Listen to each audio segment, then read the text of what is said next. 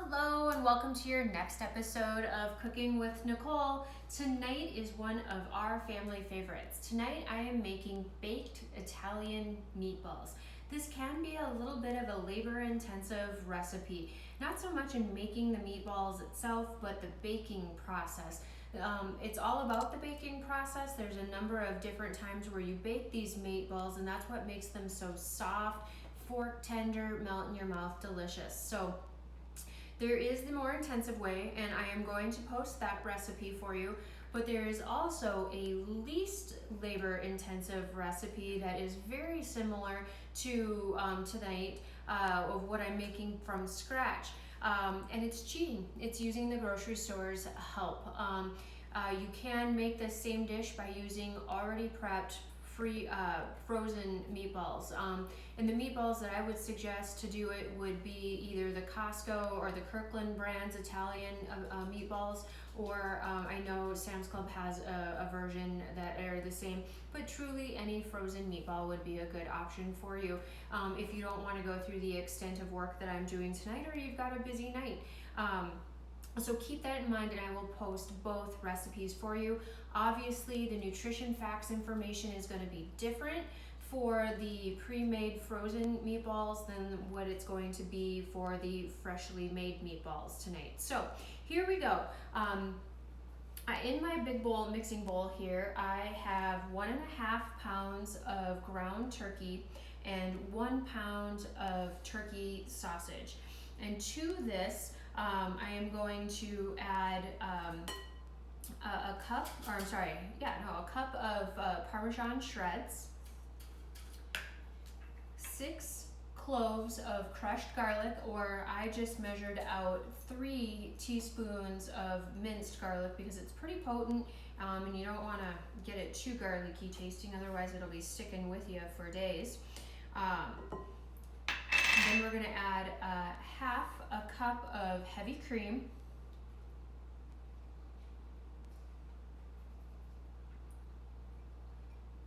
there we go, 2 eggs,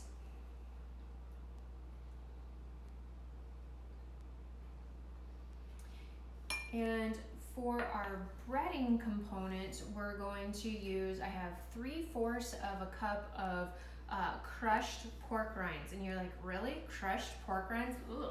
No, you can't even taste them.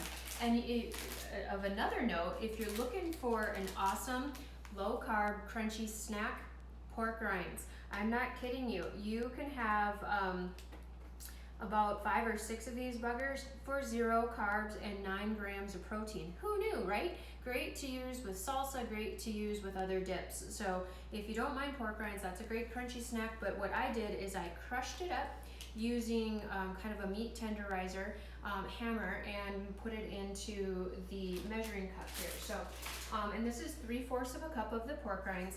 Now, as I get to mixing this together, and if it still feels a little wet, because maybe there isn't enough of the pork rinds compared to the amount of cream and whatnot, then you could also add to it some grated Parmesan cheese to also kind of help take care of that moisture factor. But I think we should be okay. And then we're gonna do our seasoning. And you wanna put in a little bit of parsley and our salt and pepper. One major tip as you are putting this together, or as you're pre-planning and you're like, tonight we're gonna do meatballs, I would highly recommend that you get out your meat at least an hour or 2 ahead. Make sure that it is good and thawed out. But the reason why for getting it out and letting it, I know you're not supposed to do this for food safety, to let it set on the counter for at least an hour, hour and a half, is because if you go into this with your hands and it's cold or still a little frozen, it's gonna hurt. And so I always let my meat warm up at room temperature for an hour or so. I figure an hour isn't horrible, just so that your hands don't feel like they're getting frostbite. I am going to use some mixing gloves at this point in time too, because I'm one of those wussies that don't like weird things on their hands either. And we're gonna get in and we're going to use our hands and mix it all together until it's all good and incorporated. So I'm gonna go ahead and incorporate this, and we'll bring you right back when it's all said and done. All right, so we have the meatballs all mixed together, and this is what it looks like. So all of the ingredients that we put in here are now incorporated well. Now I'm going to use my little handy dandy cookie scoop, and we're going to make out the meatballs, and we're gonna put them on this foil lined pan. Once we get all the meatballs made, we're gonna pop it in the oven at 400 degrees for 20 minutes. Once they've baked for 20 minutes, we're gonna take them out, and then we're gonna move the meatballs into a baking casserole dish where we're going to then add the next layer to these meatballs with the marinara sauce and the cheese topping. So here we go. I'm gonna get started with making our meatballs. As you can see, this makes a lot of meat. We're probably gonna get anywhere from 35 to 40 meatballs is my experience with this. Keep in mind, this recipe makes 8 servings. That's a lot of meatballs for a meal. You're gonna fill up on that real nicely. So it's kind of a nice recipe again to make for convenience factors. When you're wanting to have more food so that you don't have to cook as frequently throughout the week, you'll have leftovers with this particular recipe as well. So unless you live in my household and you have growing teenagers, and then the food disappears really, really quickly. So here we go, and we're just gonna use our little scoop. You could use just a tablespoon as well if you wanted to do that. You can pick them up after you make the scoop and roll them in your hands if you want a more uniform or defined meatball. As you can see, my little cookie scoop here does make a pretty nice little round ball, so you really don't have to manipulate them a lot. But they're going to be about the size of a golf ball. That is the size that you're aiming for, is about the size of a golf ball, or just a little bit bigger than a ping pong ball. So I'm gonna go through and I'm gonna continue to make the meatballs up like this and file them across the pan accordingly, pop them in the oven for 20 minutes, and we'll be back after they're out. All right, everyone, so our meatballs are out of the oven. They've been baking in the oven for 20 minutes. Just for your FYI, I was able to get 33 meatballs out of that bowl of that meat mixture that I made. And so if we figure that this is going to be 8 servings, everybody is going to get roughly 4 meatballs. That's outstanding. That's great. It's a great meal. I'll give you all of the nutritional information at the end of this, but when you think about it, 4 meatballs and you see the size of these meatballs, that's a good hearty feeling meal for sure. So here we are as we move on with our process here. So I'm going to put just a small amount of our spaghetti sauce or your preferred marinara on the bottom of our baking dish here. You just want enough to cover the bottom of the pan so that it doesn't, so that the meatballs don't stick to the bottom of the pan. Now we are just gonna spread this around here just to kind of give it a nice little coat.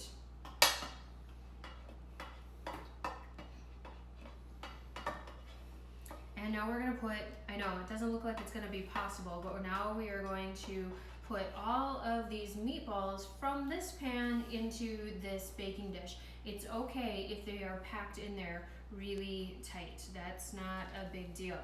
And actually, for one of my kiddos, they don't prefer the sauce, and so I am going to leave 3 meatballs behind because they are not sauce and cheese lovers. I don't know what's wrong with them, but that's what we're gonna go for.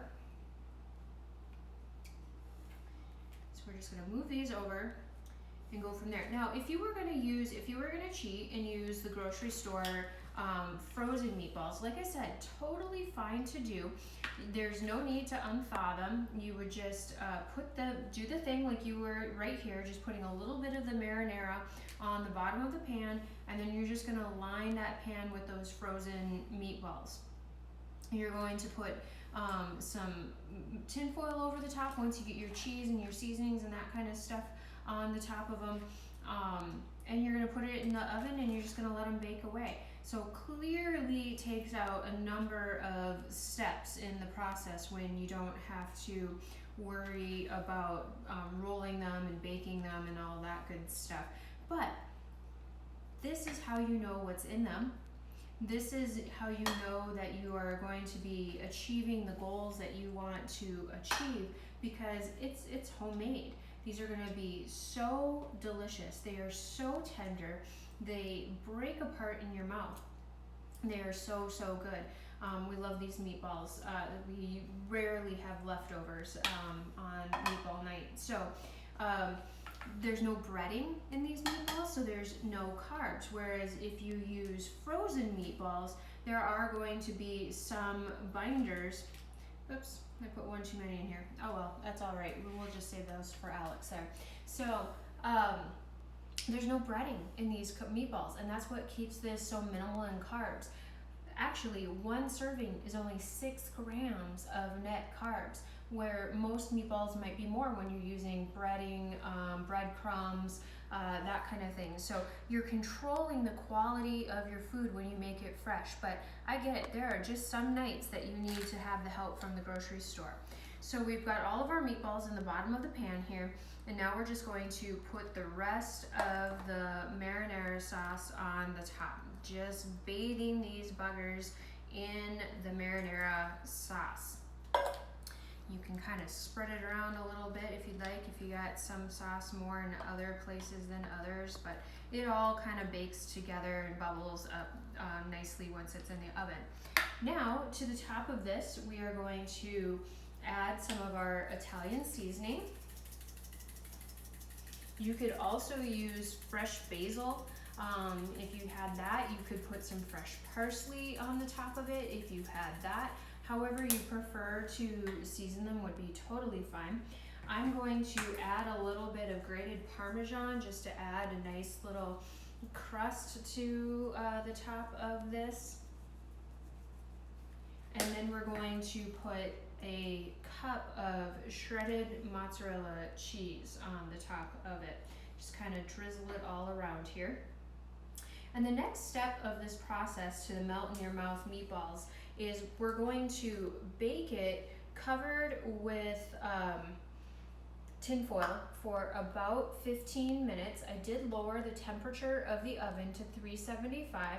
Now we're going to cover this with tin foil, put it back in the oven, bake it for another 15 minutes, open up the oven 15 minutes later, pull the tin foil off, and bake it for another 15 minutes. Like I said, the most time-intensive part of this recipe is the baking process itself, but that's what makes them so soft, that's what makes them so melt in your mouth. So we'll bring it back once we get the meatballs completely out of the oven, and we'll talk about what to serve it with and go from there. Talk to you soon. All right, everybody, so the meatballs baked in the oven with the tin foil on for 15 minutes. Once the timer went off, I reached in, grabbed the tin foil off, and then baked them for another about 17 minutes.